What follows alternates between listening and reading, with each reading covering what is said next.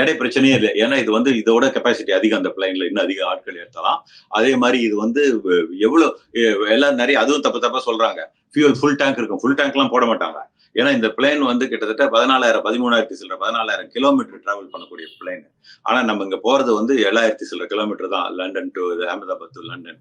So அதனால பாதி தூரம் தான் அதனுடைய கெப்பாசிட்டி. அதனால பாதி எவ்வளவு தேவைப்படுதோ அவ்வளோ போட்டுட்டு ஒரு 2 மணி நேரம் 2.5 மணி நேரம் எக்ஸ்ட்ரா ஃபியூல் போடுங்க. என்னன்னு கண்டிஜென்சி சம்டைம் டிராபிக் ஹோல்டுல வைக்கலாம். வெதர் மோசமாயி இப்ப டிராபிக் வந்துரலாம்.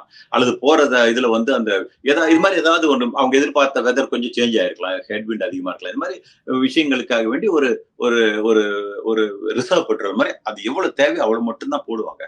ஃபுல் டேங்க் போட மாட்டாங்க. எதுக்கு ஃபுல் டேங்க் போட மாட்டாங்கன்னா இந்த பிளேன் வந்து மோர் தென் 100,000 லிட்டர், அதாவது 1,00,000 லிட்டருக்கு மேல பிடிக்கும். நீங்க 1,00,000 லிட்டர் போட்டீங்கன்னா தேவையில்லாத பாரத்தை தூக்கிட்டு போவீங்க. அதுக்கு பெட்ரோல் அதுக்கு பெட்ரோல் இல்ல ஏவியேஷன் ஃபியூல் அதிகமாகும்.